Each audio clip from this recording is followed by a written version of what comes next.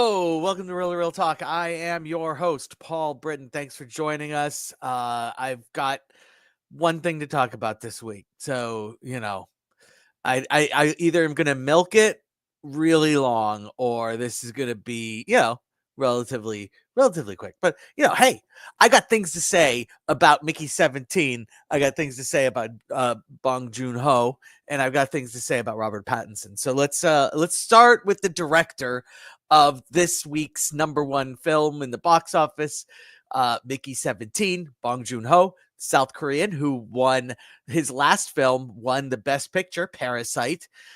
It seems like forever ago, because it kind of was forever ago if you consider 5 years forever.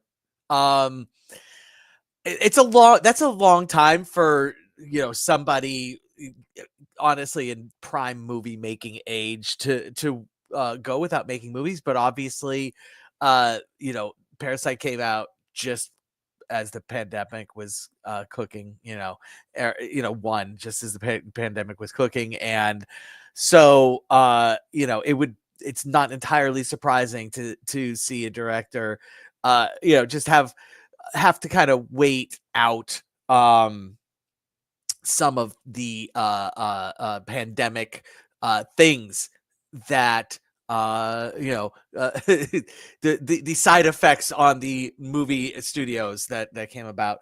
Bong Joon Ho directed screenplay and director of Snowpiercer, which I love. Also, Okja, which is one of the most difficult movies I've ever watched in my entire life. It is animals in peril nonstop, and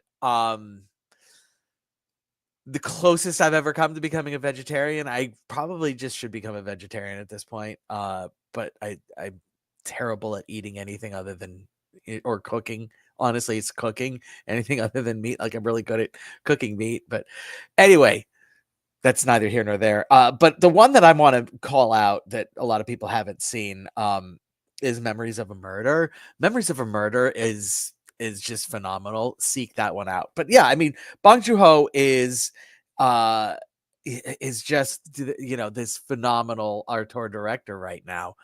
And he works in Mickey 17 with Robert Pattinson, who is the closest thing we have to like a guy who just does whatever the hell he wants, even though one of the things he wanted to do was Batman. I mean, yeah, and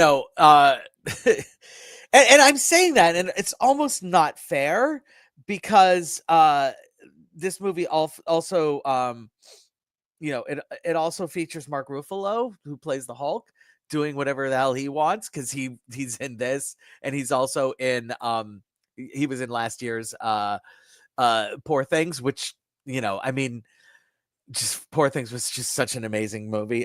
The characters that he plays in Poor Things in this movie are in their affects are very similar. So but primarily this movie centers around Robert Pattinson, who plays Mickey 17. Well, actually, he plays a character called Mickey Barnes, who has signed up to basically be like photocopied anytime he dies while uh doing work on behalf of a corporation that is flying a spaceship across the galaxy to colonize a new planet. And because he like they're called the Expendables, and they don't just give him jobs to do. They run, like, his jobs are basically experiments to see how people will die. And it's I mean, it's like, hi, this is this okay. So Mickey said, I'm actually going to take a step back, because the small picture and the big picture on this movie, much like The Brutalist, are obvious and just out there. uh it's a very literalist. The subtext is very literal. Okay, like, there is no subtext. The subtext is the text. And so, um which, it's becoming a thing. There was even in the New Yorker this past week, there was an article about, hey, is anybody going to talk about the subtext all of a sudden becoming the text? And it's something that I've already hit on a couple times on this show, and here we are again. Um, and so, I mean, look, Mickey 17 is, expendable, and he is, represented as the laborer. You don't meet any other laborer, during this. You meet the person in charge, who is who is basically Donald Trump, except instead of being president and winning his election, he is just a congressman and loses his election, and yet he still has people devoted to him at the level that Donald Trump um devoted has devotees. And there is stupid and paper thin in the movie as they are in real life, which again, it's saying the quiet parts out loud when it doesn't need to be said out loud. So I'm right off the bat, Mark Ruffalo, I love him, I really do. In this movie, it's it's honestly too much. Like, if Donald Trump hadn't won the election, okay, and it's kind of having made this character lose the election, and then in real life, the character that this character is based upon wins the election, and it almost feels like, oh, I wish, like, it would have been cathartic to watch the loser getting blasted out into space, because that's the only option that he has. Instead, it's not cathartic. It's just painful, and it's like, I just don't need it. Like, like, I just don't need it. Too soon, too soon. And as it turns out, unnecessary. Like,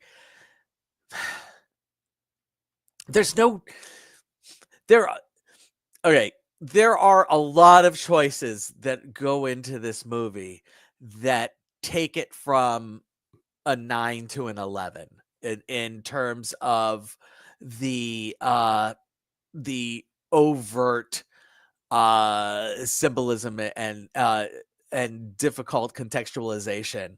Um and and because of the overtness, it it's too much. Like, and I always, one of the things that I do say on this show a lot is, just pick the one thing to be about and be about that thing. And this movie was about Mickey 17 and how he is just dealing with dying and coming back to life, and then dying and then coming back to life, and then dying, and then all of a sudden finding out he didn't, and then not dying and finding out he's come back to life, and how that how that changes his perspective. That's the genuinely interesting part of this movie, and it's genuinely interesting. Like, every second that Mickey 17, that Robert Pattinson is on screen, is absolutely fascinating. um you know his uh his struggles with just being accepting of his fate, but also loathing his fate, are interesting. The and funny, and those aspects of the movie are interesting and funny. And uh that's kind of what I was expecting from the movie. And so I was expecting it to be manic in the things that were going on with Mickey, and dark. It instead is very dark and not as manic, because we have to deal with sort of like this political sideshow that's going on. And I would have wanted, like, I would have loved 90 minutes to an hour and 45 minutes, an hour and a half to hour and 45 of manic darkness that is just the reality of, there's so much that you could do with the laborer being literally 100% expendable, uh without dipping into anything else. Like you just go there, and it's enough. Like, and you have a fantastic movie. Instead, you just have a fantastic movie with a little too much luggage. There's a little too much that it has to carry around, and it becomes it becomes a burden. Honestly, the Mark Ruffalo and zealotry uh side quest, that again, because it's so in your face, isn't even a side quest. Like the side quest would be fine if it were subtle, but it's so obvious and so blatant that it's just burdensome. I want to give a shout out also to Toni Collette, who is in this movie, and she is so good. But she plays the wife of the fearless leader. Um, and her her character is the only sort of funny thing that comes out of that subplot. But the Mickey stuff is so funny that it doesn't need anything more funny. Like, Robert Pattinson could absolutely 100% carry this movie, and wish wish he had been given the opportunity, but he wasn't.